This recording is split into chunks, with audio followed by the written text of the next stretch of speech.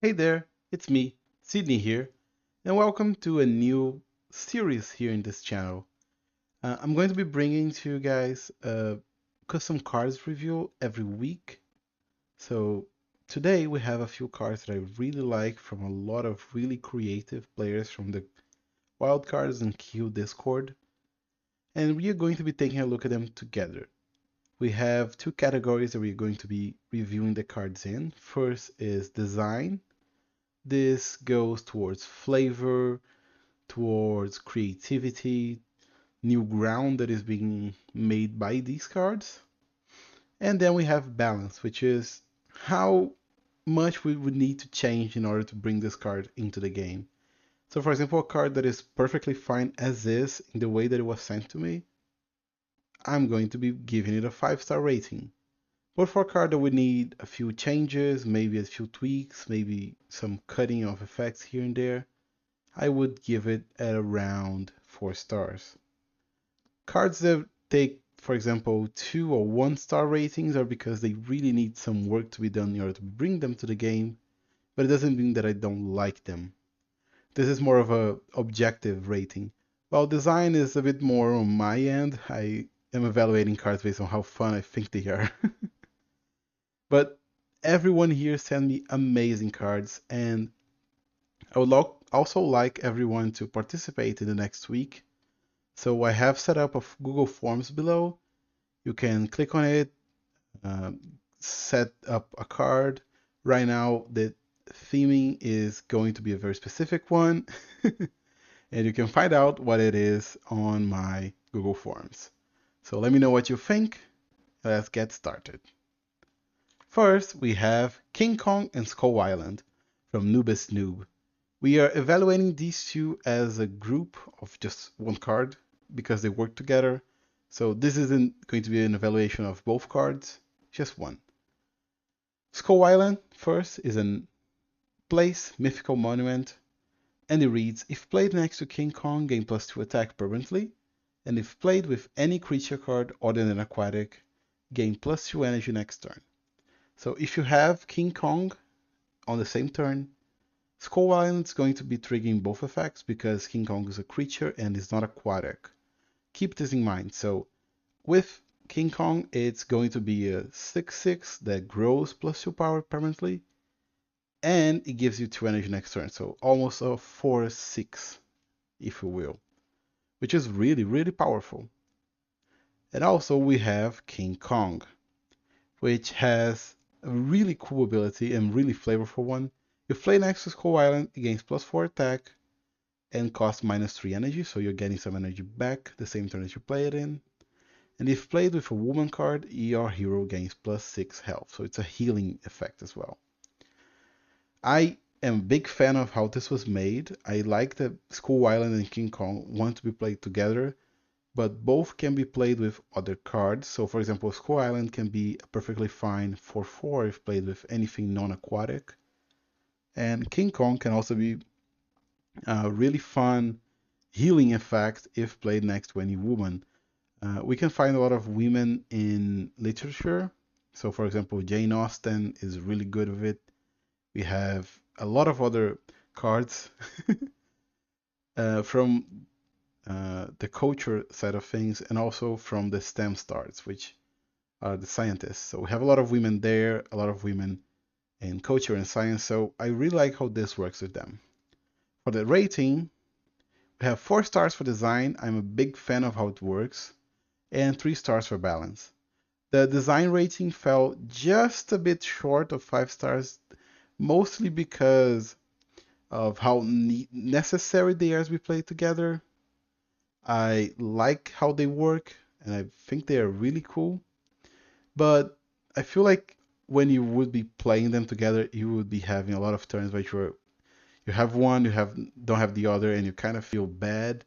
King Kong also kind of wants you to make it a 3-card combo, so you'd be having to hold both of them together until you draw the women that you're playing in the deck.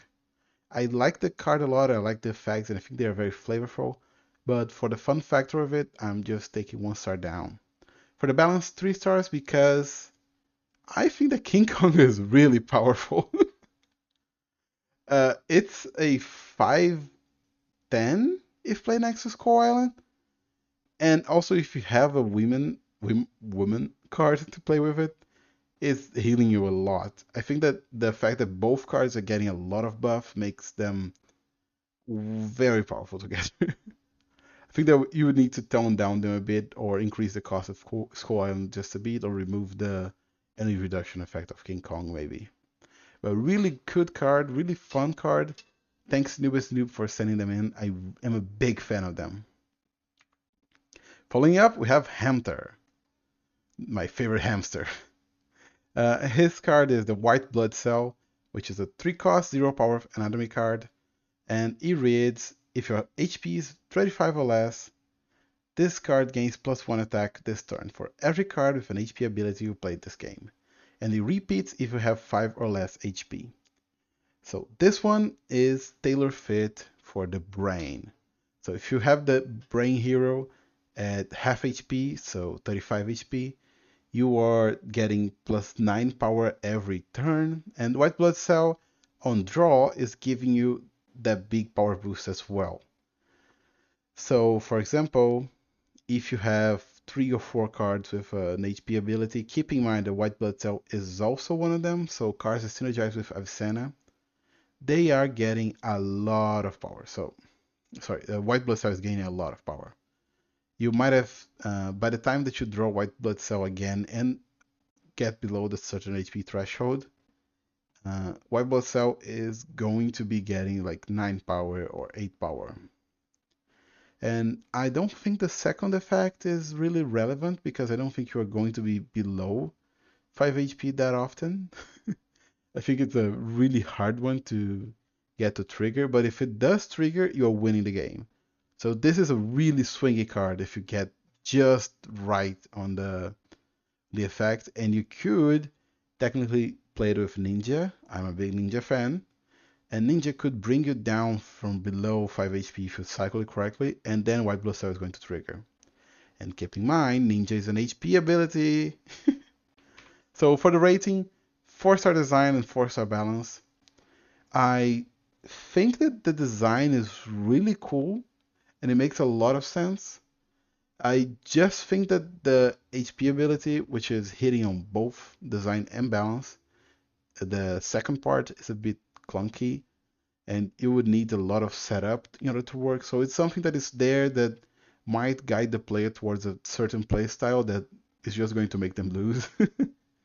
So it's something that is there that makes the card really swingy because more often than not, you're not going to trigger this. And if you try to trigger this, it's not going to work that well. But overall, really good card. Sorry, just drinking some water. Drink water, guys. Overall, really good card, really fun card as well. I would love to see this in the game, and I love for cards to have below 3 cost and below 3 attack because Newton and Ninja are both one of my favorite cards in the game. So just being able to play this together just makes me really happy. So thank you, Hamster, for the card you sent in. I really like it. Following up, we have the Luna Capybara. Another of my cool Q peeps. So Capybara made us a really fun card. On draw, it's a 10 cost, 0 attack card that has your aquatic cards in hand cost -2 energy this turn. And if you have dealt no damage this game, they also gain +3 attack this turn. Wow. This one is really swingy.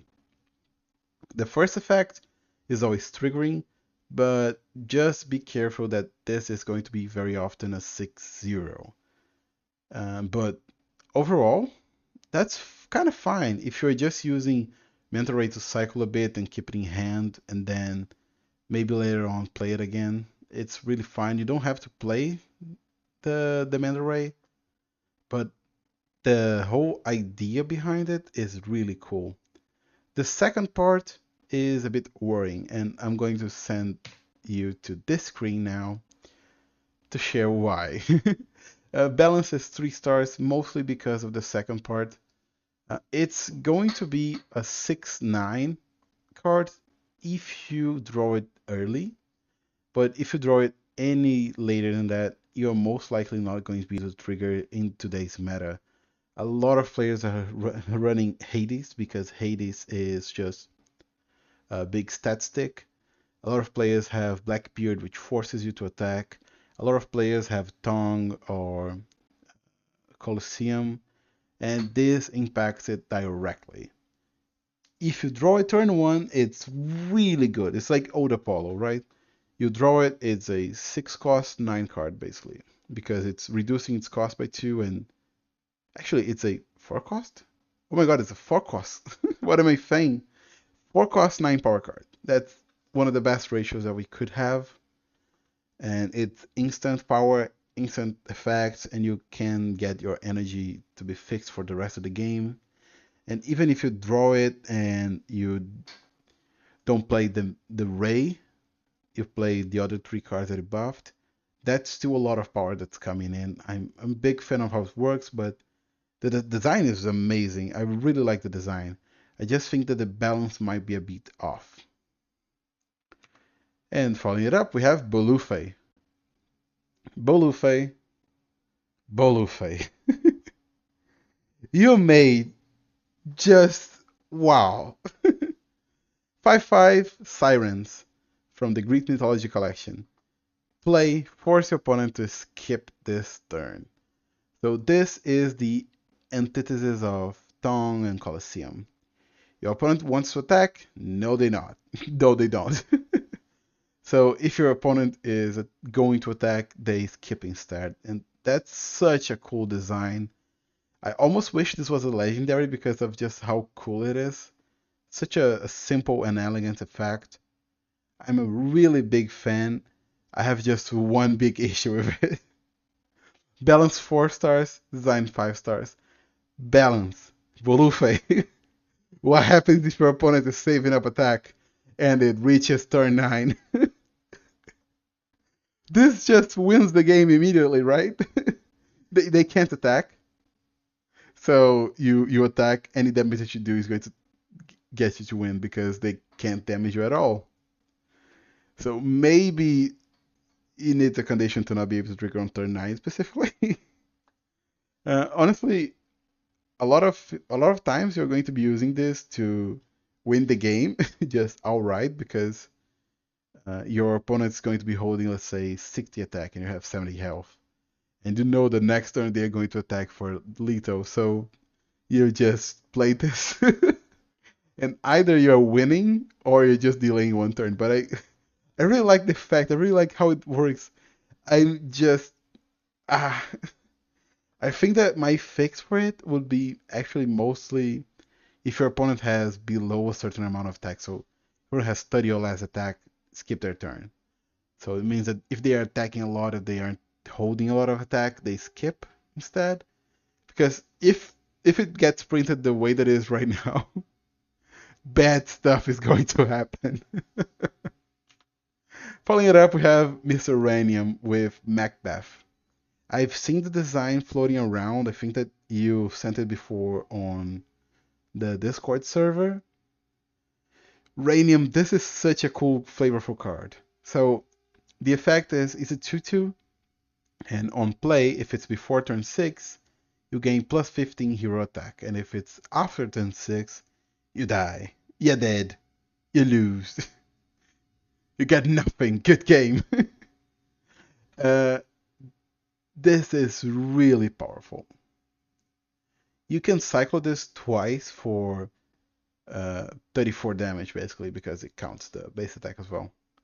I just think that's a bit too powerful, though. If you draw this on turn 1, you get a guaranteed cycle for turn 5 and turn 4 to play it again.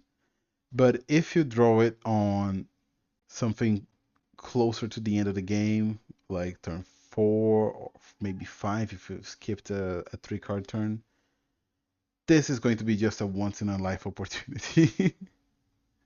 So the risk is there. You're not going to be playing this 3 times because you're not going to be dumb.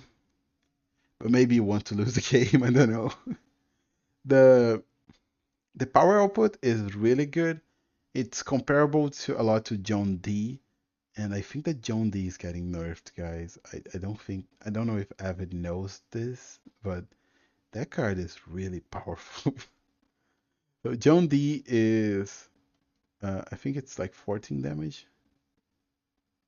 I need to think. 2 plus 2, 14, yeah. So John D is 14 damage for 6 cost. This is 2 cost, deal 15. So I would tone it down to 10 attack, and this is why I gave it a rating of 4 stars. I think it's that close to being good, and that close to, sorry, that close to being perfect. That's the word that I wanted to say. If it was 10 attack, then that is going to be more manageable. And 15 attack is a lot. And the design is great. I really like it. I just wish it was toned down a bit and maybe make it more expensive. It's a bit too cheap right now, and that's impacting a lot of things to me. Also, it could probably say if it's after turn to six, if it's after turn 6, die. I would like that. I think that would make it more fun to just read. And for the last card, we have computer. Prince Cats, you outdid yourself. Computer, 6/5. On return, reset your remaining cards in hand. Tried rebooting. That's so cool. Come on. That's so cool. I almost just want to leave it at that. So reset removes any change to the card. So if it has +1 power, +1 cost, -1 cost, +1 power, +1 power. Why am I saying +1 power that much? But if it has anything permanent until played this turn, next turn, it removes it. The card just goes back to 0. It keeps the base effect, it keeps the base stats, but reset just resets it. It's like if you just drew the card fresh from the deck. And computer is so cool. I'm just afraid of one simple thing, but I think that that's part of the design. 5 stars all around, first and foremost. This could be printed tomorrow in the game and it would be there for you to use it. It would be probably useful. I'm a big fan. The only thing that I want to say is I honestly think that for the current meta, this is going to be more often than not detrimental to you. For example, most often you are using hold cards to be able to uh, get some stuff to be really powerful later in the game. Computer might mess that up a bit.